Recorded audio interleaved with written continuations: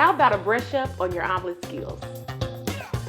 Let's start off by beating your eggs with a fork. I have a small skillet and I'm going to add some butter to my pan and I'm going to melt the butter on medium-low heat.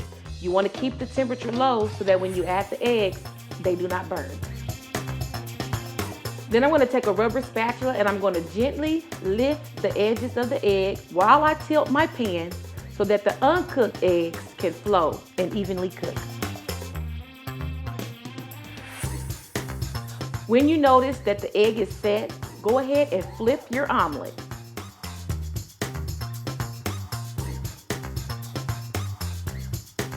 And there you have it.